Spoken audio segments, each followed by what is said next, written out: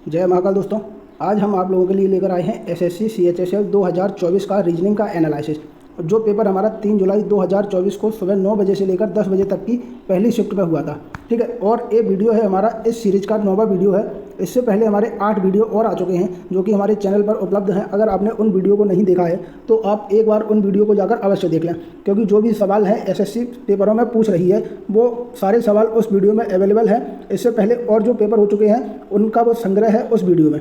ठीक है, तो बड़े अच्छे से हमने आपको समझाया है। अगर आपको समझ में नहीं आता है तो आप कमेंट के माध्यम से हमसे पूछ सकते हैं। ठीक है, तो हम बढ़ते हैं हमारे वीडियो की तरफ, यानी कि हमारे पहले प्रश्न की तरफ। आज का हमारा पहला प्रश्न है, एक निश्चित कूट भाषा में मोबाइल स्विच्ड ऑफ को RQMGCR लिखा जाता है और टर्न ऑफ लाइट को M/CPRQ लिखा जाता है। उसी कूट भाषा में ऑफ को कैसे लिखा जाएगा? जब भी आपको इस तरीके का सवाल मिले तो आपको सबसे पहले क्या करना है, सबसे पहले देखना है कि हमारे पास दोनों में कॉमन क्या है। तो यहाँ हमारे पास कॉमन आ रहा है ऑफ और इधर कॉमन आ रहा है ऑफ। ठीक है, दोनों साइड हमें ऑफ कॉमन मिल गया। अब हम देखेंगे इसमें क्या कॉमन है, तो इसमें हमारे पास कॉमन है RQ। क्या कॉमन है? RQ, और इधर भी RQ कॉमन है। तब हम कहेंगे कि हमारे पास ऑफ के लिए RQ लिखा जाएगा। ठीक है, ऑफ को किस तरीके से लिखा जाएगा, तो ऑफ को RQ लिखा जाएगा, यानी कि ऑप्शन नंबर 1 हमारा इस प्रश्न का सही जवाब हो जाएगा। ठीक है, ऑप्शन नंबर 1। अब बात करेंगे हम अगले प्रश्न की। अगला प्रश्न है हमारा आज का, 3 कथनों के बाद 1-2 क्रमांकित निष्कर्ष दिए गए हैं। आपको इन कथनों को सत्य मानना होगा, चाहे वे सामान्यतः ज्ञात तथ्यों से अलग प्रतीत होते हैं। यानी कि उसका कहने का मतलब ये है कि हमारे पास ये जो 3 कथन है ना, हमारे पास 3 कथन है, तो इन 3 कथनों को हमें सत्य मानना होगा, चाहे वास्तव में असत्य ही क्यों ना हो। ठीक है, और फिर इनके आधार पर हमारे पास 2 निष्कर्ष दिए हैं। इन कथनों के आधार पर हमें निष्कर्ष निकालना है, क्या वो निष्कर्ष सही है या वो निष्कर्ष गलत है, या फिर कौन सा सही है या कौन सा गलत है। तो सबसे पहले हम देखते हैं, हमारा पहला कथन है, सभी पेंट घर हैं। तो हम पहले तो पेंट बनाएंगे, पेंट के लिए एक गोला बनाएंगे। ठीक है, तो ये हो गया हमारे पास पेंट, इतना इतना हिस्सा पेंट हो गया। अब क्या करें, सभी पेंट घर हैं, तो जितना भी पेंट है ना वो पूरा किसके अंदर आ जाएगा, वो पूरा हमारे पास आ जाएगा घर के अंदर। ठीक है, पेंट क्या है, घर हो गए। अब कह रहा है सभी घर लकड़ी हैं, तो सभी घर लकड़ी होने के लिए सभी घर लकड़ी हो जाएंगे हमारे इस तरीके से। ठीक है, तो लकड़ी हम लिख देंगे फिर यहाँ पर, सभी घर हमारे पास क्या हो गए, लकड़ी हो गए। अब क्या कह रहा है, वो कुछ सड़कें लकड़ी हैं, यानी कि इतना इतना हिस्सा सड़कों का, इतना इतना हिस्सा लकड़ी का, ये हमारे पास सड़क हो जाएगी। क्या हो जाएगी, ये हमारे पास सड़क हो जाएगी। तो सड़क को हम यहाँ लिख देंगे, वहाँ हमारे पास जगह नहीं बच रही है इसलिए हम सड़क को लिख दिया यहाँ। तो ये हो गई हमारे पास सड़क। अब वो निष्कर्ष क्या कह रहा है, कुछ सड़कें घर हैं। तो घर हमारे पास कहाँ है, घर हमारे पास ये है और सड़क हमारे पास ये है। घर और सड़क इन दोनों के बीच में कोई भी संबंध नहीं आ रहा।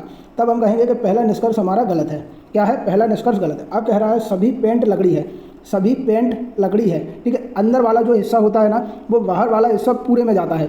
ठीक है, और बाहर वाला जो हिस्सा होता है ना वो अंदर वाले में कुछ में जाता है। ठीक है, यानी कि अंदर से बाहर जाएंगे तो सभी में आएगा और बाहर से अंदर जाएंगे तो कुछ में आएगा। ठीक है, तो सभी पेंट लकड़ी हैं, तो सभी पेंट हमारे लकड़ी हो गए। तो हम कह सकते हैं कि केवल निष्कर्ष 2 हमारा अनुसरण कर रहा है, यानी कि ऑप्शन नंबर 1 केवल निष्कर्ष 2 कथनों के अनुसार है। ठीक है, कथन निष्कर्ष वाला सवाल हम इस तरीके से हल करते हैं।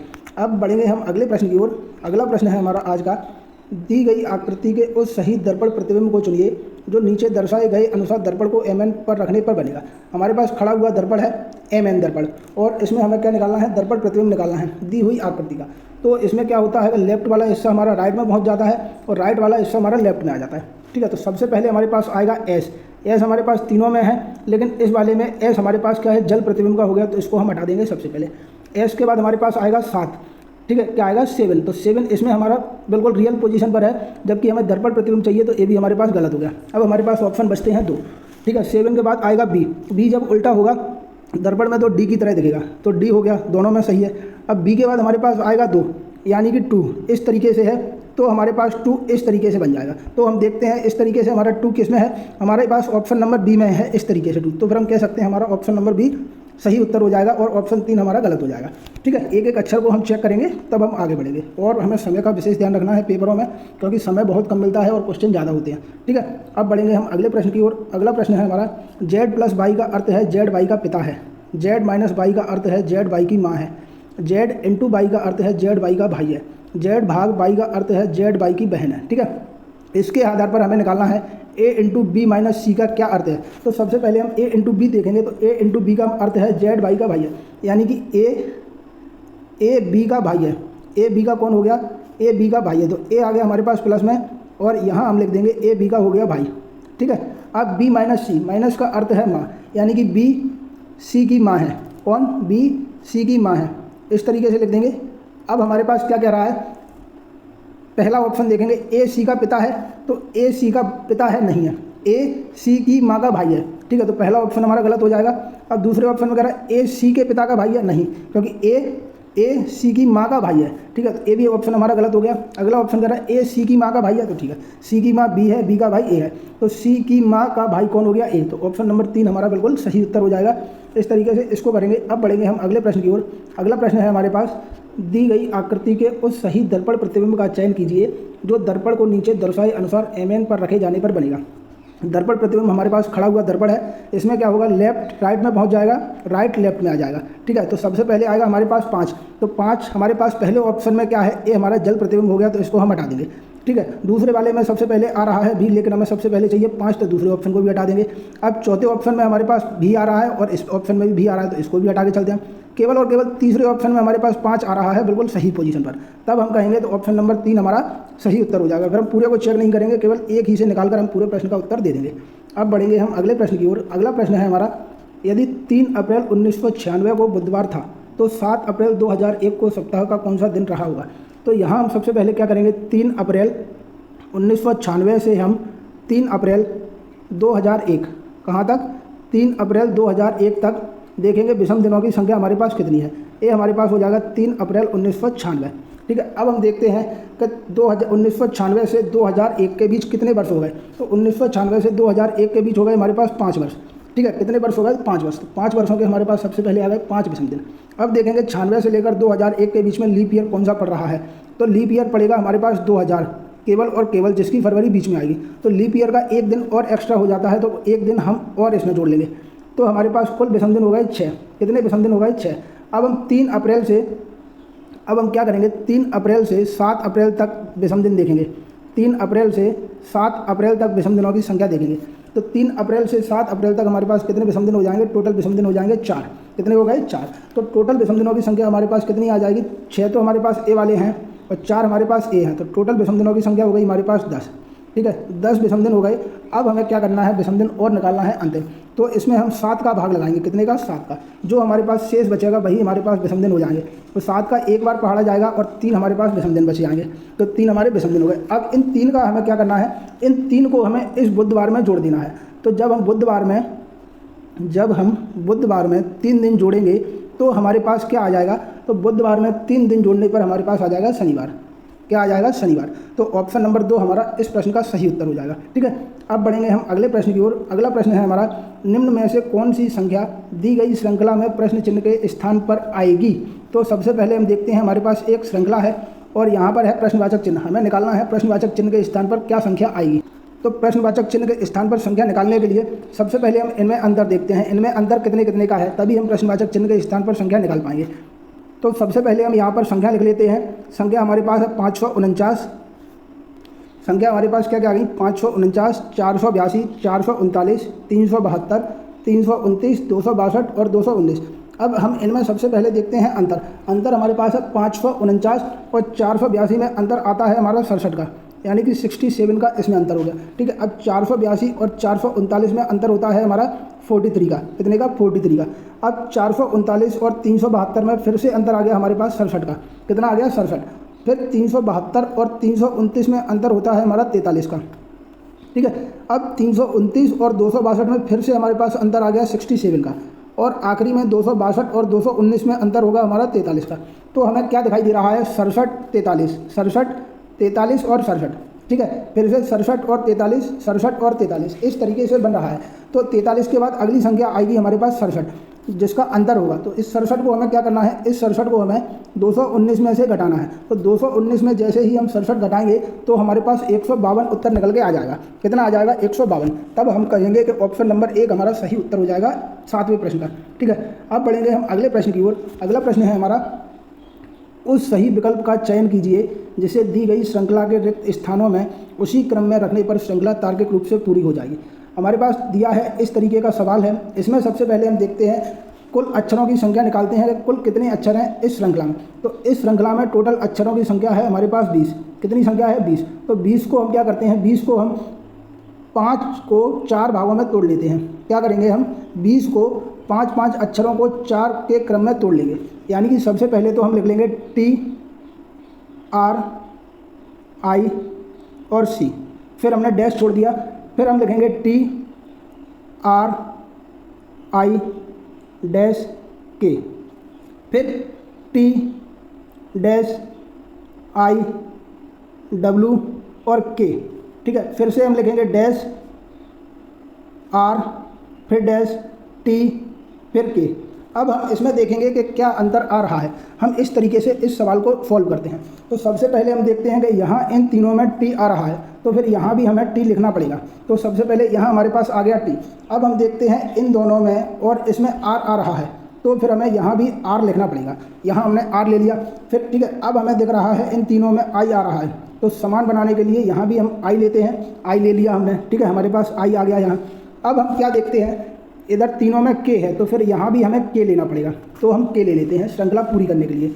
अब हमें यहाँ क्या दिखाई दे रहा है, यहाँ C है, W है और T है, तो फिर हमें इनके क्रम देखना पड़ेंगे। क्रम क्या क्या होते हैं, C के बाद डैश है, फिर W है और फिर T है। तो C का क्रम होता है हमारे पास 3, कितना होता है 3। W का क्रम होता है हमारे पास 23 और T का क्रम होता है 20। तो हमें क्या दिखाई दे रहा है कि 23 और 20 में अंतर है 3 का। अब यहाँ कौन सी संख्या आएगी, इनमें भी अंतर 3 का हो जाए, तो यहाँ हमारी संख्या आ जाएगी 26। जब 26 आ जाएगी तो फिर इन चारों में अंतर 3 का हो जाएगा, और 26 पे हमारा होता है Z। क्या होता है Z। तब हम यहाँ लिखेंगे सबसे पहले Z। क्या लिखेंगे Z। अब हमें सबसे पहले श्रृंखला पूरी करने के लिए सबसे पहले तो इस K को लेना पड़ेगा। यहाँ ले लिया हमने K, फिर हम लिखेंगे Z लिख लिया हमने, फिर हम लिखेंगे R आ गया हमारे पास। R के बाद हम लिखेंगे T लिख लिया हमने, फिर लिखेंगे हम I लिखेंगे तो हमारी श्रृंखला पूरी हो जाएगी। अब देखेंगे हम K Z R T I हमें किस ऑप्शन में मिल रहा है। तो ऑप्शन नंबर हमारे पास 4 में हमें मिल रहा है K Z R T I, तो फिर हमारा ऑप्शन नंबर 4 इसका सही उत्तर हो जाएगा। ठीक है, अब बढ़ते हैं हम अगले प्रश्न की ओर। अगला प्रश्न है हमारा, नीचे दी गई आकृति को मोड़कर एक घन बनाया जाए तो भी के विपरीत फलक पर क्या होगा। जब भी आपको इस तरीके का घन का सवाल मिले तो बहुत ही सरल सवाल है। इसमें क्या है, विपरीत निकालना होता है, तो एक खंड छोड़कर हमें निकालते हैं। ठीक है, इसमें किसका पूछ रहा है, वो भी का पूछ रहा है। तो भी देखेंगे, भी हमारे पास कहाँ है, भी हमारे पास है यहाँ। अब इसका विपरीत निकालेंगे तो एक खंड छोड़ने के बाद हमारे पास आ जाएगा 22, तो भी के विपरीत हो जाएगा हमारे पास 22। अब मान लो अगर x के विपरीत पूछता है तो x के विपरीत आएगा हमारे पास w और z के विपरीत आएगा हमारे पास u। ठीक है, इस तरीके से हम इस तरीके के सवाल को हल करते हैं। अब बढ़ते हैं हम अगले प्रश्न की ओर। अगला प्रश्न है हमारा, निम्न में से कौन सा अक्षर संख्या समूह दी गई श्रृंखला को तार्किक रूप से पूरा करने के लिए प्रश्न चिन्ह के स्थान पर आएगा। ZX 26, KY 31, प्रश्नवाचक PD 47, TH 58। अब हम ऑप्शन को देखते हैं, ऑप्शन हमारे पास क्या क्या आ रहे हैं। तो ऑप्शन में हमें दिखाई दे रहा है 38 दो जगह है, एक तो यहाँ है और एक 38 हमारा 4 में है। एक तो हमारा पहले वाले ऑप्शन में है और एक 4 नंबर के ऑप्शन में है। दूसरे में भी 37 है और यहाँ भी 37 है। तो फिर हम इसको चेक नहीं करेंगे। अब हम देखेंगे हमारे पास ऑप्शन लगभग समान ही आ रहे हैं, तो फिर हम पूरे को चेक करते हुए चलेंगे। तो इसमें जब हम क्या करेंगे, इनके सबसे पहले तो क्रम लिखते हैं कि क्रम क्या होते हैं इनके वर्णमाला में। हमने यहाँ पे श्रृंखला लिख ली है। ठीक है, श्रृंखला में अब हम क्या करेंगे, इनके क्रम देखते हैं। क्रम क्या क्या होते हैं। जे का क्रम हमारे पास होता है 10, कितना, जे का क्रम 10। एक्स का क्रम होगा हमारे पास 24। ठीक है, के का क्रम हो गया 11। वाई का क्रम हो गया हमारे पास 25। प्रश्नवाचक का पता नहीं है। पी का क्रम हो गया हमारे पास 16। डी का क्रम हो गया 4। टी का क्रम हो गया 20 और एच का क्रम हो गया 8। अब हम देखेंगे इनमें अंतर क्या आ रहा है। ठीक है, तो अंतर हमारे पास निकल कर आ रहा है यहाँ पर 10 के बाद हो गया हमारे पास 11। ठीक है, कितना हो गया 11। 11 के बाद हमारे पास निकल कर आ रहा है 11 के बाद हमारे पास आ रहा है प्रश्न चिन्ह। तो इसमें हम अभी नहीं निकाल पाएंगे और इधर भी नहीं निकाल पाएंगे। लेकिन P के बाद हमारे पास आ रहा है इधर 20। तो यहाँ 10 और 11 में तो अंतर आ गया 1 का, और यहाँ अंतर आ गया हमारा 16 और 20 में 4 का। तो अब बीच में हमारे पास 2 स्थान खाली बच रहे हैं, एक तो ए वाला और एक ए वाला, और 1 है और 4 है। बीच में हमें क्या रखें कि हमारी श्रृंखला पूरी हो जाए, तो बीच में यहाँ हम 2 रख देंगे और यहाँ हम 3 रख देंगे। तब हम देखेंगे कि श्रृंखला हमारी पूरी हो रही है। ठीक है, तो फिर जब हम के में 2 जोड़ेंगे तो हमारे पास के में ए वाले 2 जोड़ेंगे तो हमारे पास क्या आएगा 13। 13 पे हमारा अक्षर होता है एम। क्या अक्षर होता है एम। अब हम देखेंगे इसमें 24 के बाद हमारे पास हो गया 25, यानी कि +1 इसमें हो गया। ठीक है, +1 के बाद 25 के बाद यहाँ प्रश्नवाचक है तो हम नहीं निकाल पाएंगे अभी, और प्रश्नवाचक के बाद यहाँ डी है तब भी नहीं निकाल पाएंगे हम। डी के बाद हमारे पास यहाँ 8 है। ठीक है, तो हम कह देंगे यहाँ पे हमारा 4 हो गया। कितना हो गया 4। अब हमें दिखाई दे रहा है यहाँ भी हमारे पास 1 था और यहाँ भी 4 है, बीच में 2 स्थान खाली हैं, तो इसमें भी हम रखने के लिए क्या करेंगे, प्लस इसमें 2 कर देंगे और प्लस इसमें 3 कर देंगे, तब हमारी श्रृंखला पूरी हो जाएगी। तो जैसे ही हम बाई में 3 जोड़ेंगे तब हमारे पास क्या आ जाएगा, अब हम देखेंगे कि बाई में हमें 2 जोड़ना है, कितना जोड़ना है 2, तो बाई में जैसे ही हम 2 जोड़ेंगे तो हमारे पास जेड और ए आ जाएगा, यहाँ पर ए आ गया। अब हमें देखना है कि हमें कहीं मिल रहा है, तो एम और ए हमारे ऑप्शन नंबर 1 में मिल रहा है हमें केवल, ठीक है, तब हम कह देंगे कि ऑप्शन नंबर 1 हमारा बिल्कुल सही उत्तर हो जाएगा इस प्रश्न का, ठीक है। अब हम आगे चेक नहीं करेंगे, टाइम बर्बाद नहीं करेंगे अपना। अब बढ़ते हैं हम अगले प्रश्न की ओर। अगला प्रश्न है हमारा, उस समुच्चय का चयन कीजिए जिसमें संख्याएं ठीक उसी प्रकार संबंधित हैं जिस प्रकार दिए गए समुच्चयों की संख्याएं संबंधित हैं। यानी कि 10, 20 और 24 में जो संबंध है वही संबंध हमारा 15, 30 और 6 में है, और इन दोनों में जो संबंध है ना वही संबंध हमारे किस ऑप्शन में है, ऑप्शन 4 में से। तो सबसे पहले हम देखेंगे 10, 20 और 4, इनमें संबंध हमारा क्या है, वही संबंध हमारा 15, 30 और 6 में है। तो हमें यहाँ दिखाई दे रहा है 4 का गुणा करेंगे 5 में, तब हमारे पास आ जाएगा 20, और 20 का हम कर देंगे आधा, तो हमारा हो गया 10। 6 का हम 5 गुना करेंगे तो हमें मिल जाएगा 30, और 30 का आधा करेंगे तो हमें मिल जाएगा 15, ठीक है। अब ऑप्शन में चेक करते हैं, 8 का जब 5 गुना करेंगे तो हमें मिलेगा 40, यहाँ 30 है तो ये ऑप्शन हमारा हो गया गलत। अब 8 का 5 गुना करेंगे तो 40, 40 का आधा करेंगे तो 20, यहाँ 10 है तो ये भी गलत। 6 का 5 गुना करेंगे तो 30, यहाँ पर 40 है तो ये भी गलत। 8 का 5 गुना करेंगे तो 40, 40 का आधा करेंगे तो 20, यहाँ बिल्कुल सही है, तब हम कहेंगे ऑप्शन नंबर 4 हमारा सही उत्तर हो जाएगा इसका। अब बढ़ते हैं हम अगले प्रश्न की ओर। अगला सवाल है हमारा, यदि प्लस और माइनस को आपस में बदल दिया जाए तथा गुणा और भाग को आपस में बदल दिया जाए तो निम्न समीकरण में प्रश्नवाचक के स्थान पर क्या आएगा। सबसे पहले हम समीकरण लिखते हैं और चिन्हों को बदलेंगे।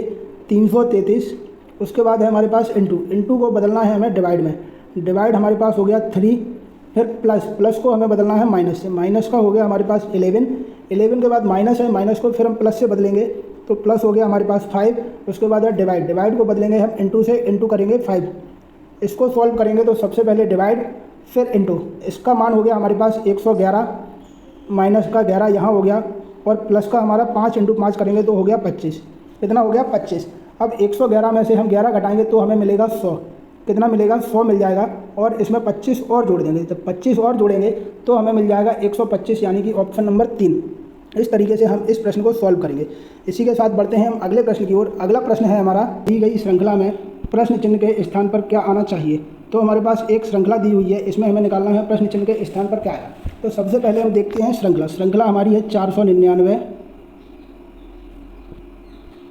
और 399, इस तरीके से हमारी ये श्रृंखला है, और इसके बाद यहाँ दिया है प्रश्नवाचक चिन्ह। अब हमें देखना है श्रृंखला में प्रश्नवाचक के स्थान पर क्या आएगा। तो हमें प्रश्नवाचक के स्थान पर संख्या निकालने के लिए इनके बीच में अंतर देखना पड़ेगा।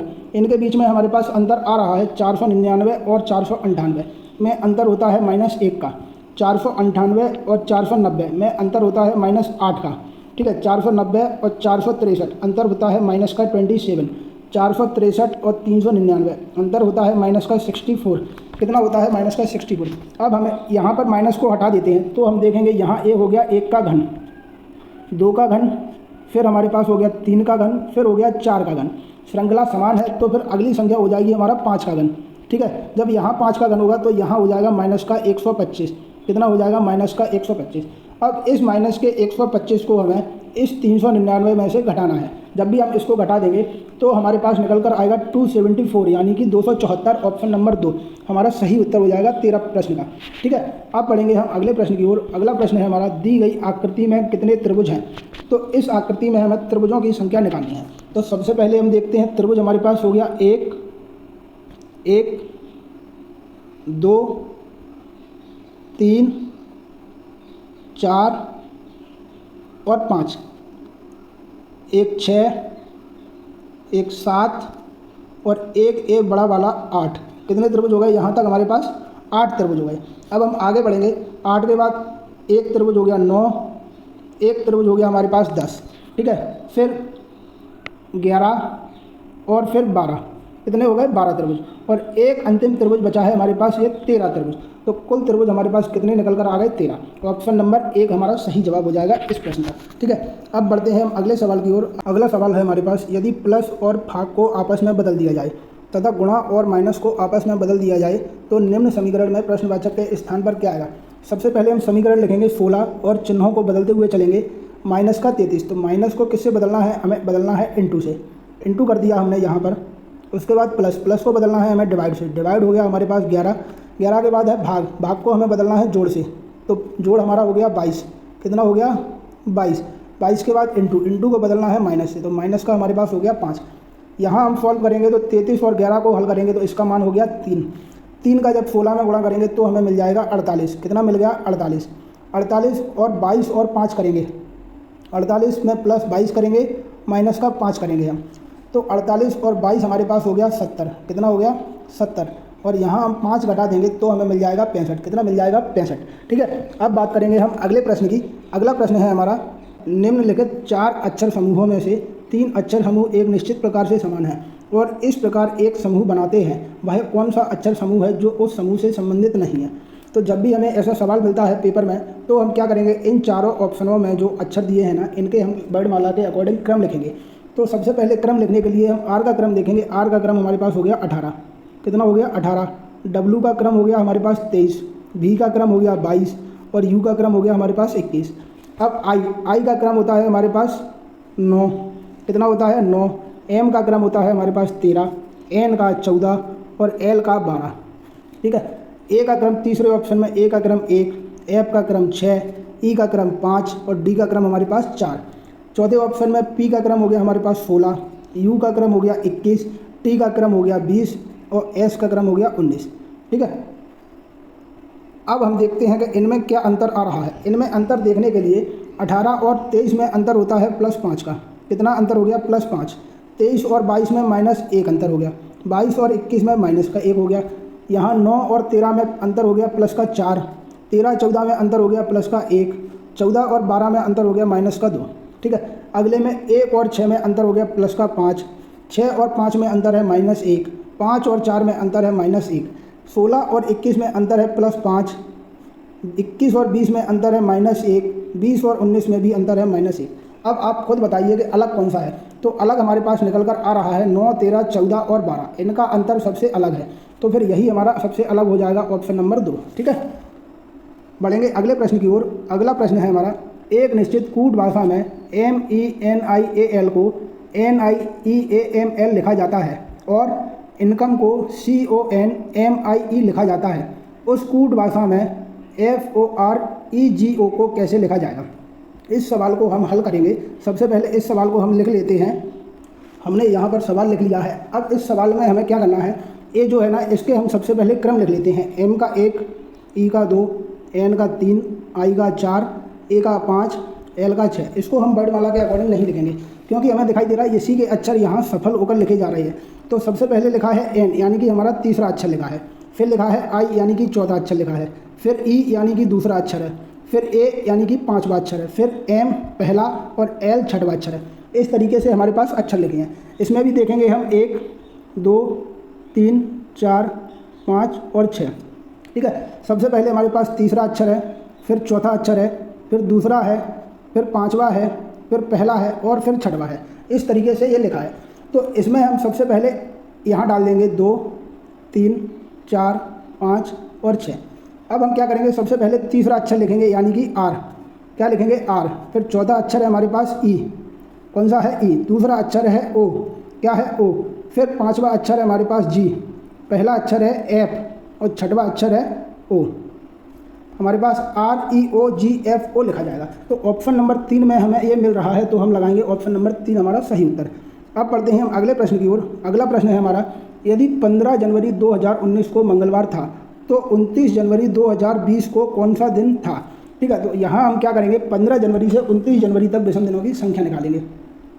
तो 15 जनवरी 2019 से 15 जनवरी 2019 से 15 जनवरी 2020 तक चलेंगे हम।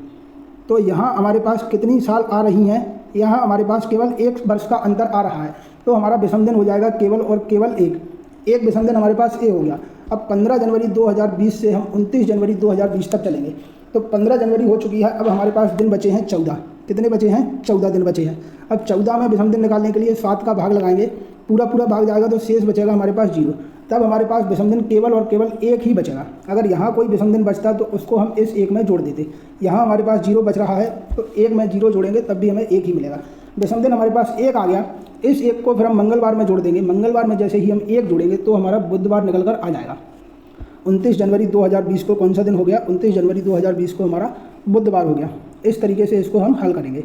अब बढ़ेंगे हम अगले प्रश्न की ओर। यदि प्लस और माइनस को आपस में बदल दिया जाए तथा गुणा और भाग को आपस में बदल दिया जाए तो निम्न समीकरण में प्रश्नवाचक के स्थान पर क्या आएगा? सबसे पहले हम समीकरण लिखते हैं और इसमें चिन्हों को बदलेंगे। 66, ठीक है, इंटू की जगह हम लिखेंगे डिवाइड हमारे पास हो गया 11, माइनस की जगह हम लिखेंगे प्लस का हो गया 26, फिर प्लस आ गया, फिर प्लस को हम बदलेंगे माइनस से -3, डिवाइड को हम बदलेंगे इंटू से ×9। इस तरीके से हम लिखने के बाद सबसे पहले करेंगे भाग को हल। भाग 66 में 11 का भाग लगाएंगे तब हमें मिलेगा 6, प्लस का हम करेंगे 26 और यहाँ इसका गुणा करेंगे तो 3 × 9 करने पर हमें मिलेगा 27। तो ये तो हमारा हो गया 32, कितना हो गया 32 और इधर हो गया 27। तो 32 में से जब हम 27 घटाएंगे तो हमारे पास आ जाएगा 5, यानी कि ऑप्शन नंबर 4 सही उत्तर हो जाएगा हमारा 19 नंबर प्रश्न का। ठीक है, अगला सवाल है हमारे पास, एक पासे के अलग अलग फलकों पर 6 संख्याएं 1, 2, 5, 6, 8 और 9 अंकित हैं। निम्न आकृति में इसी पासे की 2 अलग अलग स्थितियां दर्शाई गई हैं। संख्या 8 वाले फलक के विपरीत फलक पर कौन सी संख्या है? तो हमें 2 पासे दिए हैं, इन 2 पासों में 1, 2, 5, 6, 8 और 9 संख्याएं अंकित हैं। अब हमें निकालना है कि 8 के विपरीत क्या है। तो जब भी ऐसा आपको सवाल मिलता है पासे वाला तो आप क्या करेंगे, दोनों में सबसे पहले कॉमन देखेंगे। कॉमन हमारे पास क्या आ रहा है? 1, तो 1 से फिर हम घड़ी के डायरेक्शन में चलते हैं। 1, फिर लिखेंगे हम 6, फिर लिखेंगे हम 8, ठीक है। दूसरे वाले में लिखेंगे 1, फिर लिखेंगे हम 5 और फिर लिखेंगे हम 2। अब 8 के विपरीत पूछ रहा है तो 8 के विपरीत हमारे पास हो जाएगी संख्या 2 और 6 के विपरीत हो जाएगी 5। इस तरीके से हम इसको हल करते हैं। तो 8 के विपरीत तो हो गई हमारे पास 2, ठीक है। अब उसने अगर पूछ लिया कि 1 के विपरीत क्या होगी, 1 के विपरीत हमें दिखाई दे रहा है कि दोनों में हमारे पास 1 कॉमन है, ठीक है। दोनों में 1 कॉमन है और इनमें से कौन सी संख्या है जो पासे पर अंकित नहीं है? पासे पर अंकित नहीं है 9। तो फिर हम कह सकते हैं कि 1 के विपरीत हमारे पास 9 हो जाएगी, ठीक है। इस तरीके से हम इसको हल करेंगे। अब बढ़ेंगे हम अगले प्रश्न की ओर। अगला प्रश्न है हमारा, विकल्पों में दी गई उस आकृति को पहचानिए जिसे प्रश्न चिन्ह के स्थान पर रखने पर श्रृंखला तार्किक रूप से पूरी हो जाएगी। यहाँ हम क्या करेंगे, इस सवाल को हल करने के लिए सबसे पहले इसके क्रम डालते हैं। हमें दिख रहा है यही वाला घूम रहा है तो हम क्रम डाल देंगे 1, 2, 3, 4, 5, 6, 7 और 8। अब एक घड़ी की दिशा में घूम रहा है, ठीक है। इसमें एक आ गया यहाँ पर, फिर एक यहाँ, फिर एक यहाँ। अब अगले वाले में एक स्टार जो होगा ना, वो स्टार यानी कि एक यहाँ आएगा। यहाँ हमारा किस वाले में आ रहा है? यहाँ हमारा केवल और केवल आ रहा है ऑप्शन नंबर 3 में स्टार। तब हम कह देंगे कि ऑप्शन नंबर 3 हमारा सही उत्तर हो जाएगा, ठीक है। अब हम बढ़ेंगे अगले प्रश्न की ओर। अगला प्रश्न है हमारा, अंग्रेजी वर्णमाला क्रम के आधार पर दी गई श्रृंखला में प्रश्न चिन्ह के स्थान पर क्या आना चाहिए? ये हमारी वर्णमाला की श्रृंखला दी हुई है। आप लोगों को इस प्रश्न का उत्तर कमेंट बॉक्स में बताना है कि इस श्रृंखला में प्रश्नवाचक चिन्ह के स्थान पर क्या आएगा। ये आप लोगों के लिए होमवर्क है, ठीक है। इसको आप कमेंट बॉक्स में बताएंगे हमें, कमेंट बॉक्स में इसका उत्तर क्या आएगा, ठीक है। अब बढ़ते हैं हम अगले प्रश्न की ओर। अगला प्रश्न है हमारा, दर्पण को नीचे दर्शाए अनुसार MN पर रखे जाने पर दिए गए संयोजन के सही दर्पण प्रतिबिंब का चयन कीजिए। हमारे पास खड़ा दर्पण है, इसमें हम निकालने के लिए दर्पण का प्रतिबिंब लेफ्ट वाला पहुंचाएंगे राइट में और राइट वाला पहुंचाएंगे लेफ्ट में। सबसे पहले हमारे पास D है, D दर्पण में हमारा B हो जाएगा। तो B हमारे किस ऑप्शन में है? केवल 1 और 3 में। तो हमारे 2 और 4 हटा देंगे हम सबसे पहले। फिर D के बाद हमारा 9 है, 9 हमारा E की तरह हो जाएगा, तो वो केवल और केवल ऑप्शन नंबर 1 में हो रहा है। 3 हमारा फिर गलत हो जाएगा, तो ऑप्शन नंबर 1 सही उत्तर हो जाएगा 23 प्रश्न का। अब बढ़ेंगे हम अगले प्रश्न की ओर। अगला प्रश्न है हमारा, अंग्रेजी वर्णमाला क्रम के आधार पर HJKN EGHK से एक निश्चित प्रकार से संबंधित है, उसी प्रकार QSTW NPQT से संबंधित है। समान तर्क का अनुसरण करते हुए IKLO निम्न में से किससे संबंधित है? हमारे पास 4 ऑप्शन दिए हैं। सबसे पहले हम इनके क्रम लिखेंगे तो हम देखेंगे H का क्रम होता है 8, J का क्रम हमारे पास हो गया 10, K का क्रम हो गया 11 और N का क्रम हो गया हमारे पास 14, ठीक है। अब E का क्रम हो गया हमारे पास 5, G का क्रम हो गया हमारे पास 7, H का हो गया 8 और K का हो गया हमारे पास 11। अब इस वाले में देखेंगे Q का क्रम हो गया हमारे पास 17, S का क्रम हो गया 19, T का क्रम हो गया 20 और W का क्रम हो गया हमारे पास 23, ठीक है। अब यहाँ N का क्रम हो गया 14, P का क्रम 16, Q का क्रम 17, T का क्रम 20। अब हम देखेंगे इनमें क्या अंतर आ रहा है। तो इनमें अंतर देखेंगे, 8 का हो गया 5 -3, 10 का हो गया 7 -3, 11 का 8 -3 और 14 का हमारा हो गया 11, यहाँ भी माइनस का 3। अब 17 का 14 हो गया -3, 19 में से 3 गए तो 16, 20 में से 3 घटाएंगे तो 17 और 23 में से 20 जाएंगे तो हमारे पास बचेगा 20, यानी कि -3 हो रहा है प्रत्येक संख्या में। तो I का क्रम होता है हमारे पास 9। इसको देखेंगे तो I का 9 हो गया, 9 में से 3 घटाएंगे तो आएगा हमारे पास 6। कितना आएगा? 6। K का क्रम हो गया 11, 11 में से 3 घटाएंगे तो हमारे पास आ गया 8। L का क्रम 12, 12 में से 3 घटाएंगे तो आ गया 9। O का क्रम 15, 15 में से 3 घटाएंगे तब आएगा 12। अब इन पे अक्षर लिखेंगे तो 6 पे अक्षर होता है हमारा F, 8 पे होता है हमारे पास H, 9 पे होता है I, 12 पे होता है हमारे पास L। अब हम देखेंगे F H I L किस ऑप्शन में मिल रहा है। तो ऑप्शन नंबर 2 में हमें मिल रहा है F H I L। ठीक है, इस तरीके से इसको हल करेंगे। अब बढ़ेंगे आज के अगले और अंतिम प्रश्न की ओर। अगला प्रश्न है हमारा, एक निश्चित तर्क का अनुसरण करते हुए 72 96 से संबंधित है, उसी तर्क का अनुसरण करते हुए 66 88 से संबंधित है, उसी तर्क का उपयोग करते हुए निम्न में से कौन सी संख्या 104 से संबंधित होगी। सवाल में कह रहा है 72 का जो संबंध हमारा 96 से है, ठीक है, वही संबंध 66 का 88 से है। क्या? 66 का 88 से है। अब तो 100 कौन सी संख्या 104 से संबंधित है। तो 104 से संबंध किस संख्या का होगा, इधर वाली संख्या हमें निकालनी है। तो हम इसमें देखेंगे हमारे पास एक लॉजिक लग रहा है। इसमें लॉजिक क्या है? लॉजिक है हमारे पास 24 × 3 कर देते हैं, 24 × 3 कर देंगे तो हमें 72 मिल जाएगा, और 24 × 4 करेंगे तो हमें 96 मिल जाएगा। ठीक है, अब इस वाले में 22 × 3 करेंगे हम तो हमें कितना मिलेगा? 66, और 22 × 4 करेंगे तो हमें मिलेगा 88। ये लॉजिक लग रहा है। इसमें कोई भी एक संख्या चुन लेंगे जिससे ये दोनों कट जाए और उसका 3 गुना और 4 गुना हो जाएगा। अब यहाँ देखेंगे इसको 4 गुना करना है तो 104 में हम 4 का भाग लगाएंगे तो हमारे पास आ जाएगा 26। ठीक है, 26 × 4 करेंगे तब हमें मिलेगा 104। अब 26 × 3 करेंगे हम, कितना? 26 × 3 करेंगे तब हमें मिलेगा 78। कितना मिलेगा? 78, यानी कि ऑप्शन नंबर 1 हमारा सही उत्तर हो जाएगा प्रश्न नंबर 25 का।